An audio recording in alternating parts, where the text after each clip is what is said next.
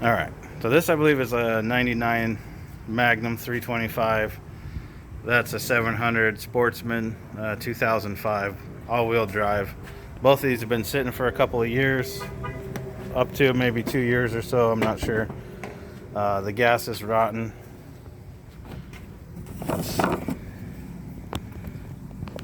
It's still got liquid in there, so that's a good sign, but it smells horrible.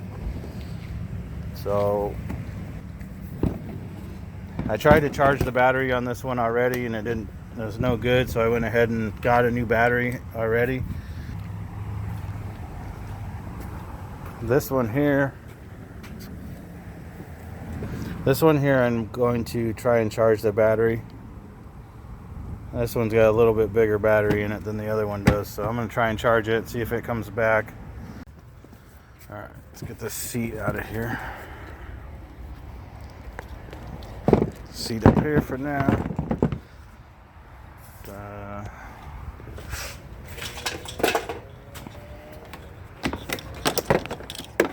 Let's see if it's even going to recognize it. This charger probably won't even recognize this battery, but let's see what it does.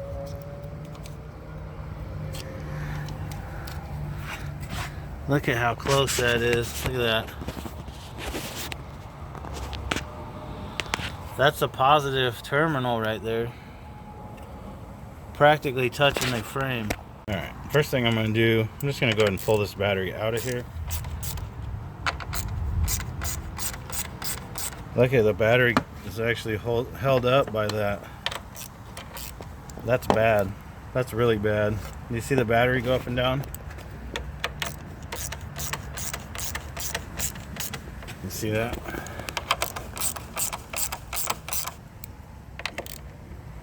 That's the positive cable right there, almost touching. Watch the battery drop when I loosen it. Yeah, that's not good at all. It doesn't look like it touched, but man, it was close. Oh, look at the battery box is broken. That's what happened. That's why those are sitting down there, because the battery box is falling out of it. Look. It's broken here too. Alright, we're gonna have to do something with that. I was wondering why the battery strap was so low. I thought it had the wrong battery in it. But now it makes sense.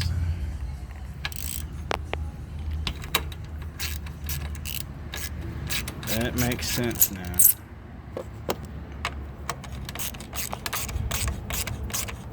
Is it gonna fall? Yep.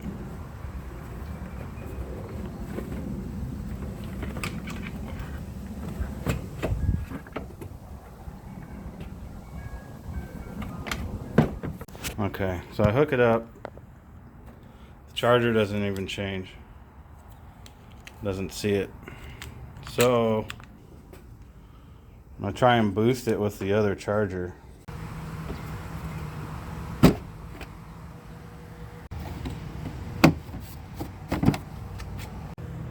Okay, I'm looking at this thing. The gas tank goes way down there, way to the bottom.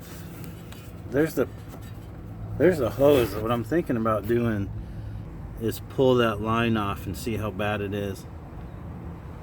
If it was really nasty, then I'm probably going to want to take the tank out.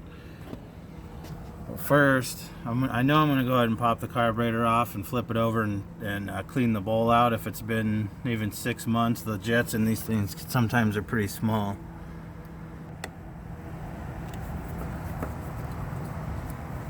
This off. Then looks like we have two screws here. Knew I was gonna drop it.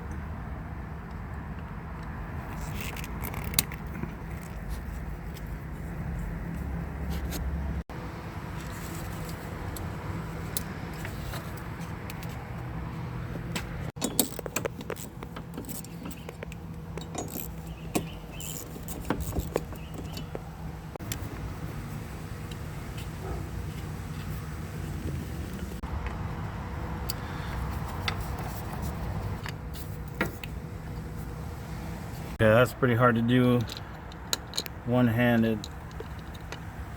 So pretty much you can see the end of the cable there. This thing right here slides over the cable, and then the cable end slides down into there. And this is the piece that fits right down in that hole. That way you can unscrew the cable and it'll slide through. Alright, that'll pull out.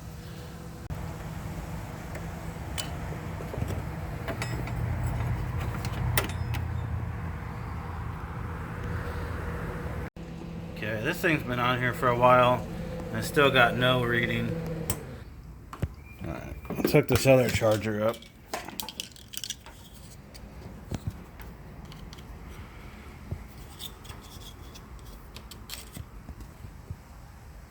No. Red light comes on. No good.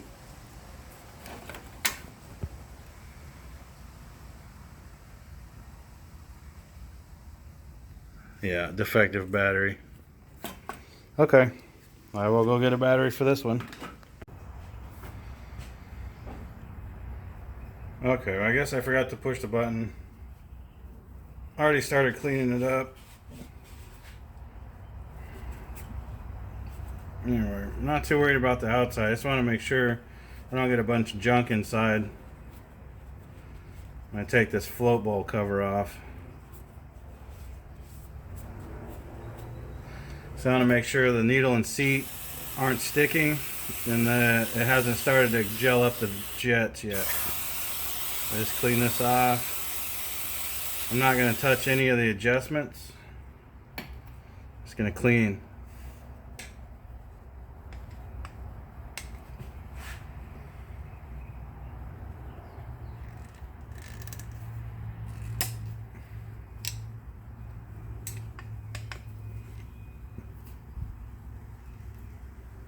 Oh shit. Really?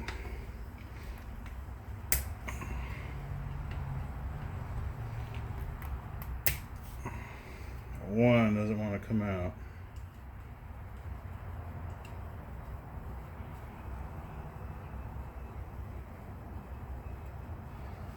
Okay, let me get a different screwdriver.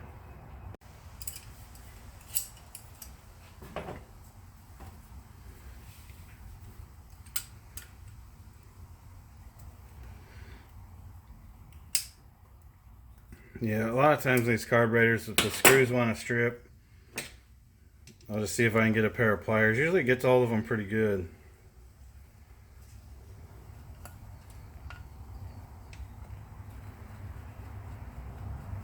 Every now and then you get one that just doesn't want to come out.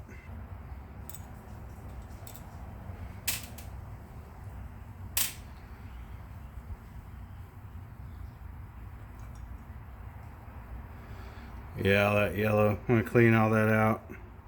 I said, it doesn't look as bad as some. Okay, see right there. Okay. I can tell I barely touched this and it doesn't move. Now what I'm going to do, I'm going to turn this over.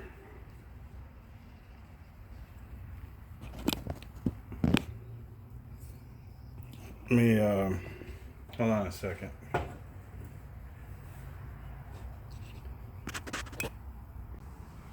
Alright. This here is the fuel inlet. Fuel comes in here from the pump. You can see the channel right there. So this is fuel in. And right here is your needle and seat valve. This is the float. Now right now the carburetor is upside down. Typically what will happen, with fuel in the float bowl, these will be up. So I'm going to show you. I'm going to turn this over. Got fuel in. These are the floats. Now watch the floats. They're not going to move. See that? That should fall down. Pushed on a little bit. They're stuck. See that motion there? They should be free moving like that. There's a pin in here if I can get the pin loose. Sometimes this pin You see, this whole assembly right here was actually what was hanging these floats up. So that pin right there is probably stuck.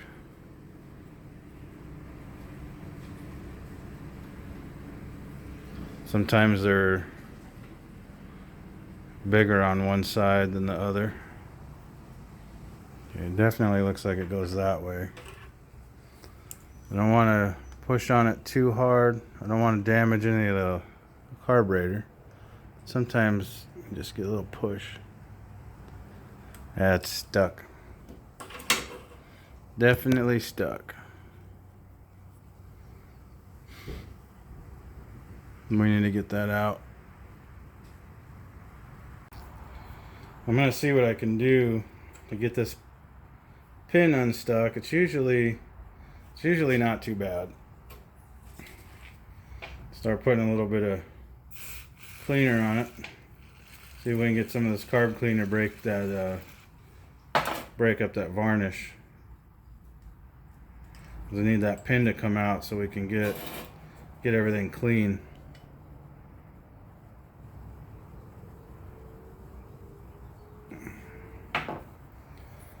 This side's larger. Maybe I can get real carefully try to get an edge on it.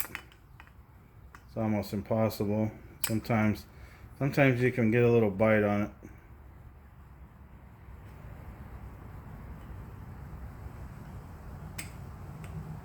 Sometimes. Not this time. Alright. I figure out how to pop that out of there.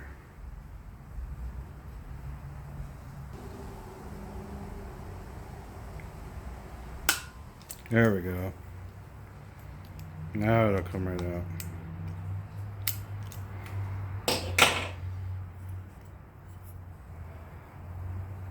You can almost see the varnish there. Just gets in there, it gels up, makes things stick. Now the other thing that can happen, if you suck this stuff into the engine, okay, well the seat valve's not stuck. If you suck this bad stuff in the engine, it can cause valves to stick, and you can do serious engine damage. So that valve, that right there is what they call the seat, the needle and seat. That is the needle valve.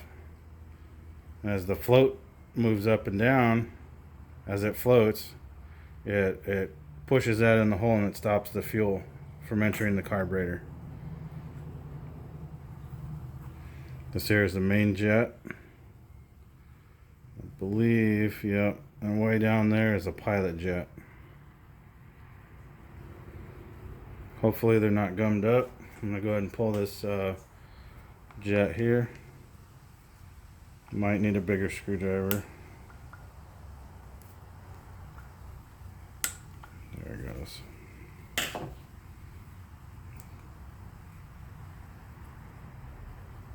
Okay. Now this one's pretty big. This one, usually not. You can see the hole in it. Usually this jet's not plugged up.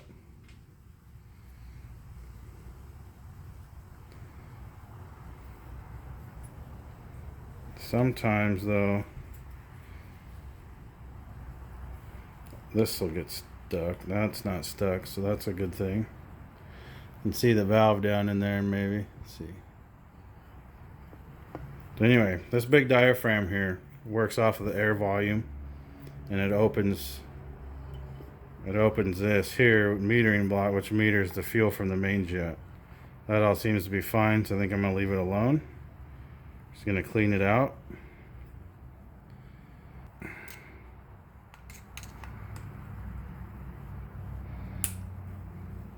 There it goes.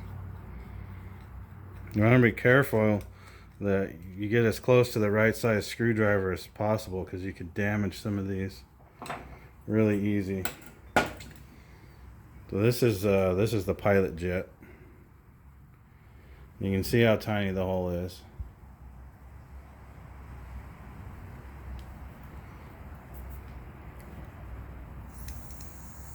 Okay, I can blow through it. It's not plugged. It tastes nasty.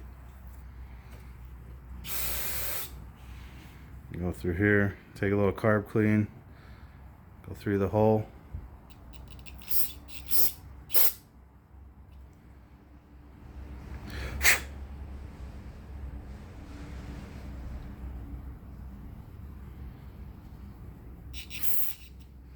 make sure it sprays through.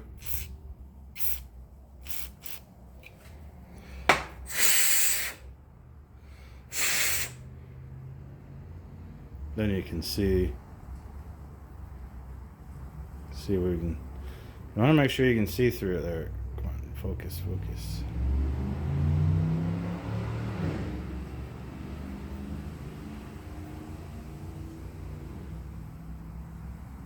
There it is. Such a tiny hole, but you want to make sure you can see through it. And sometimes if there's any holes on the side, you want to make sure those are cleared too.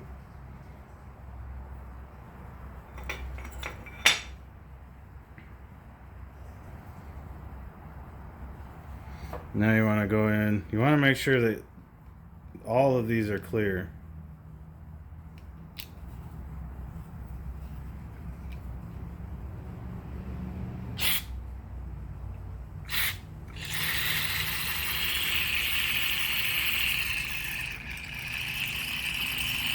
You can tell it's going inside.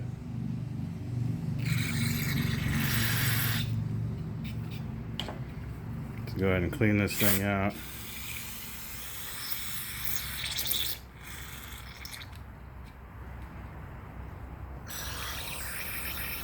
Make sure, I've had these fuel feeder tubes get clogged up before, so always make sure it's clear all the way up to the seat. And blow through all this. Like I said, this one's not too bad, but it wouldn't have run right because the float valve was stuck. It may have come around, but you never know. It's just always better just to get them off and make sure. Just clean this up. Not that bad when that just rinses right out, so that's good.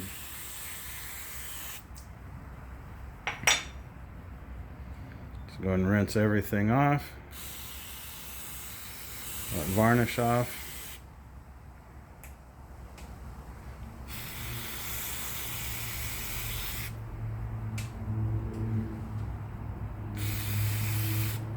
Okay. Yeah, not too bad at all.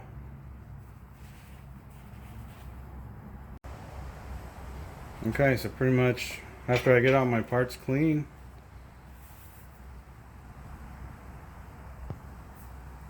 I get my parts clean, put my jets back in.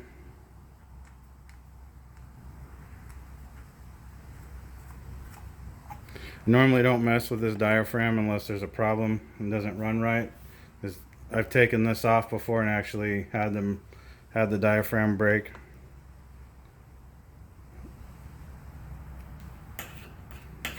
So I don't take that cover off unless it's necessary. This carburetor doesn't look that bad, so I'm going to say it's probably okay. If for some reason we put it together and it doesn't run right, that's the main culprit on these when they don't rev and they don't run right, is that diaphragm. I've replaced quite a bit of them. A lot of times they'll sit and they won't have any effect on the diaphragm.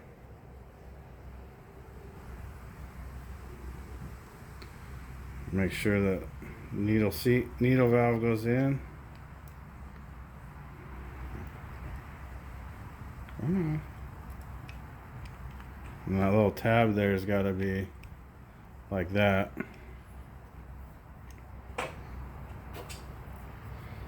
And then you put the pin back in.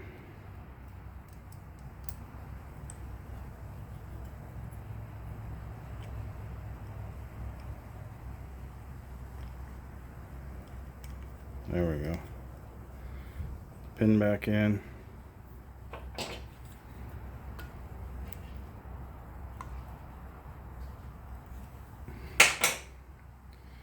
Now you can see how easy those will move, watch.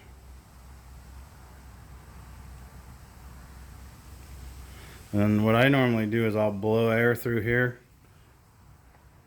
Make sure I can't blow through it with the carburetor just upside down and just let the floats hang. You should not be able to blow air through it. Typically, every carburetor I've ever worked on, with the carburetor upside down, the float should hang usually pretty close to flat. They usually leave it there. As long as it doesn't max out against the body of the carburetor. See, that looks about right. I'm not even going to change the adjustment on there. They weren't having any running issues. He said it was running fine, so I just make sure that with the floats hanging, you can't blow air. And then we'll put this back on. The lid back on.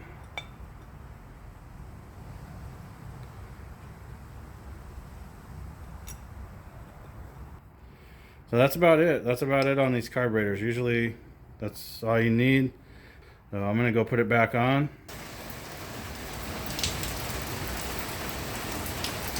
Hope this blows over in a minute. I want to get back to work.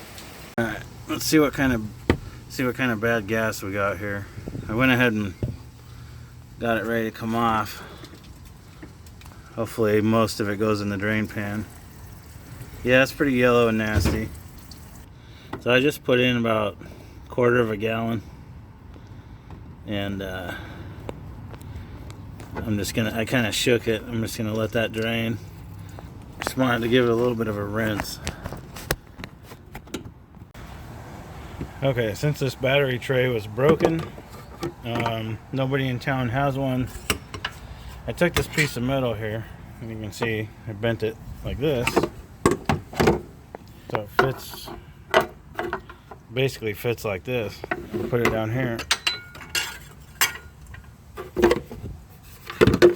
Now it holds the battery tray. So snug these down. Let's see.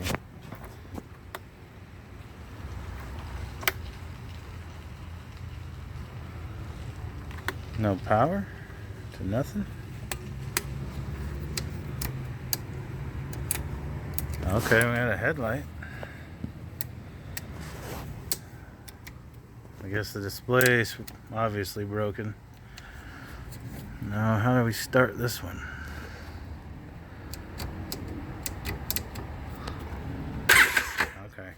Okay, it's just got a regular old starter key. Let's put some gas in there, I guess.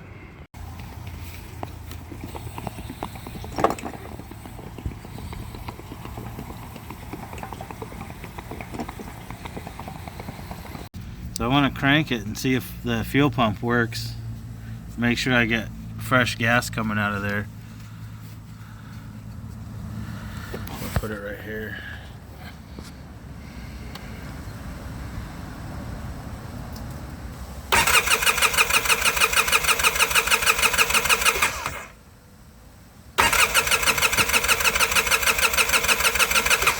There we go. Now, oh yeah, look, it's yellow. I'm gonna crank it some more until that goes to clear.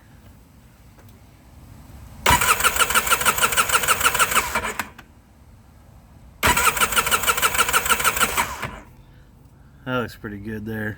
Alright, I'll hook this hose up and we'll see if it'll run.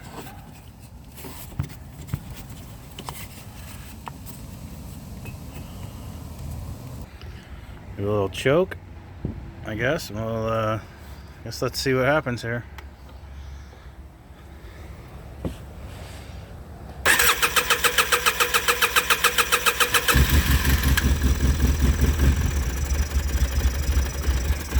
That's not too bad.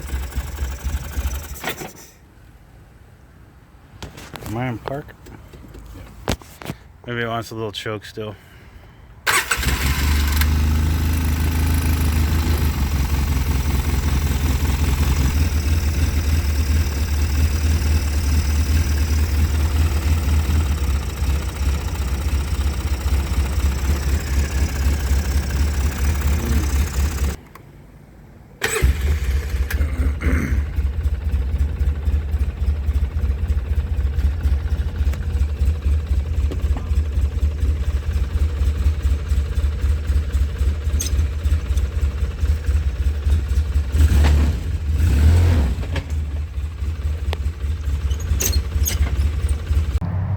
Alright, I'm going to go ahead and cut this video right here. I'm going to go ahead and do it in 3 parts. This first part, obviously, the Sportsman 700. Basic, sat for over a year. They didn't have any issues with it prior to it sitting. The other one was the one that had an issue, which I guess kind of led into them sitting for a while. So both these four-wheelers sat for over a year.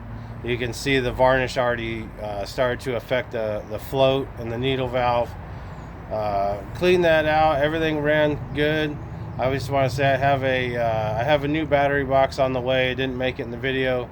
Also, we're putting new tires on the back. That's about it. The oil was changed just prior to it sitting. Oil, everything, all the fluids, everything looked pretty good. The back brakes, I ended up bleeding the back brakes. It was low on fluid, got air in it, so bled the brakes, put new tires on it, and putting a new battery box in it, and the thing will be good to go.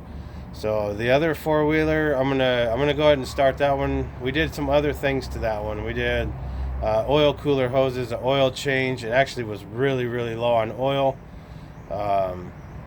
Fixed the choke cable. Some of the footage you'll notice in this video that I mentioned at the beginning of the carburetor section, how I missed the footage of me cleaning the carburetor.